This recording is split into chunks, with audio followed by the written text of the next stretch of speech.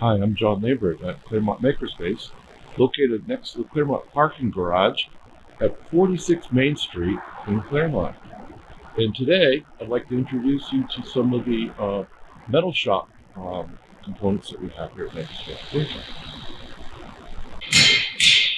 Here I am in the shop at Claremont Makerspace, and I'm preparing to do some tool restoration. So I've laid out some rusty tools that I find laying about. And I think what I'll do is use the sandblaster in the metal shop and see if we can't get some of these back to better shape than what they're in right now. They all seem to be usable, but they're pretty rusty. And with the exception of this ruler, I don't know how that's going to come out. That's a nice square, but you can't read it when it's all rusted up. So let's see what happens. Okay, so now you can see I've disassembled all the components, and I'm going to take off the parts of the components that I don't want to sandblast, like the wooden part of the handle or the leather part of this handle. And we'll see how that comes out. So by taping it, it'll prevent the sandblaster from etching into the softer material. This axe head is really scaly and flaky rust. So what I really want to do is manually wire brush, or I use this grinder to get some of the most of the rough stuff off.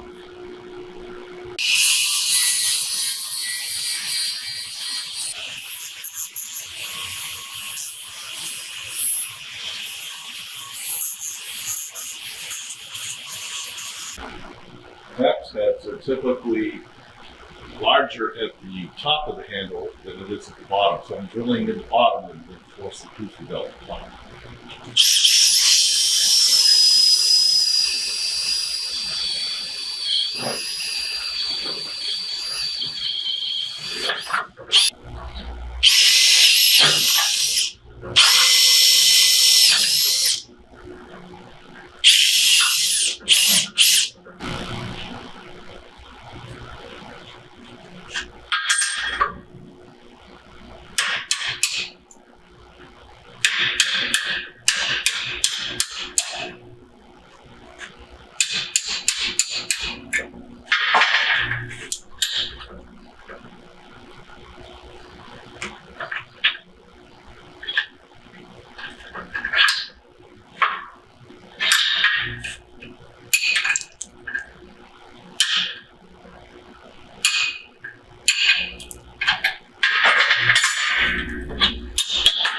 There we are. Nice clean hole. Now go over to the sandblaster. So here we go over to our sandblaster in the metal shop. This is just a small cabinet. It has some sleeves that have built-in rubber gloves and a glass. It's hard to see through, but it's a bit opaque enough to get some shadows of what's going on. So these are the gloves. You slip your hands in them. You can hold the parts without hurting yourself. This is actually the sandblasting gun. It siphons the sand out of the bottom and reuses it. That's the nozzle. The exit air goes out here and filters it to dust separator and into a vacuum to keep the dust down.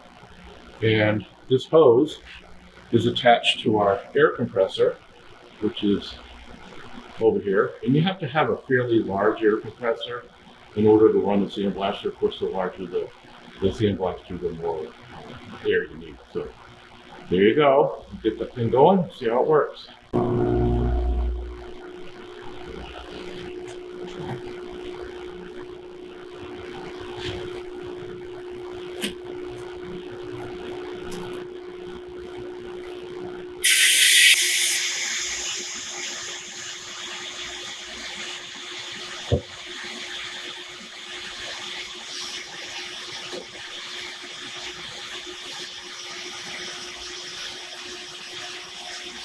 So here you see. So here you can see the part that I sandblasted, and there's the old side. It still needs to be wire brushed, and that'll polish up, and I'll show you what that looks like in a few minutes. So after the parts come out of the sandblaster, this is what they look like. It's kind of a dull finish, but I can polish that up. We're going to use a wire brush on them and see if we can make them look like new. So here's the next step. The exchange pad, the grinding pad for a wire brush. And this will take that dull finish off and make it shiny.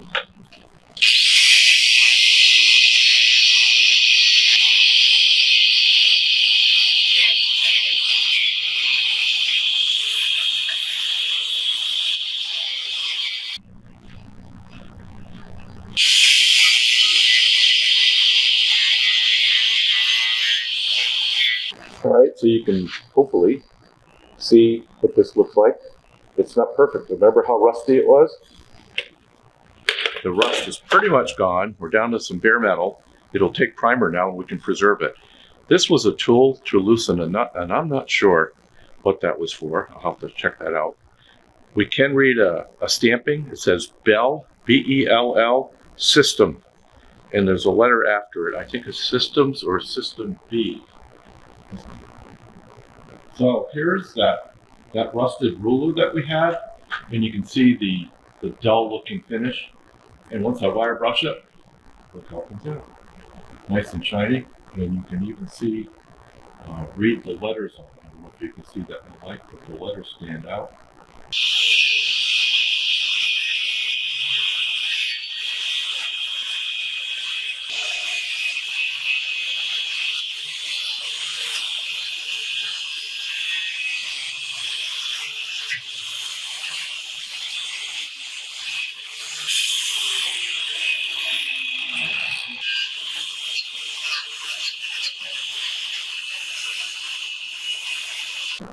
And here's what the finished product looks like. So it's pretty rust free and ready for maybe a metal finish. Well, here we are. We're finished sandblasting and wire brushing, and all those rusty parts came out pretty shiny. I got to finish assembling them. Remember how rusty that axe was? And then there's those tongs, square. You can even read the numbers on the ruler now that were invisible. And we have a wrench and a hammer. So now I'm going to take the tape off, assemble them, and put some finish on them. Let's see what that looks like. So now I've assembled everything, taped it up. I've sanded down the leather handle on the east wing, leather handle part with 120 sandpaper, and on the wooden part of that handle. And I taped up the parts that I don't want to paint on the vise. And let's stamp on the square. So let's see how that works. So here's the final product. We've got all of our tools reconditioned and painted. Rust-Oleum type of paint. Use paste wax and valve oil. Paste wax on the leather and valve oil on the tools. Valve oil is, I'll show you, tools and wood and you name it. It's an old product. I remember my father used to use it on everything. And of course, Rust-Oleum, like for the metal vise and the red part. I taped off the vise so that it isn't completely painted. I like to have the jaws not painted, and the anvil and the handle. So it's a nice vise. It all works good, pretty rugged. It's a bit rusty and seized up. And let's see, markings on it. So Johnson's paste wax. We use it a lot in the wood shop. Put it on top of the table saw and all the metal surfaces. Planer, joiner. Keeps them from rusting and makes all this. So there you are. John Lambert with Claremont Makerspace, and hope you enjoyed. Come and visit us. You're welcome to become a member, and we're open 7 days a week. Give us a call. Info@ClaremontMakerspace.org.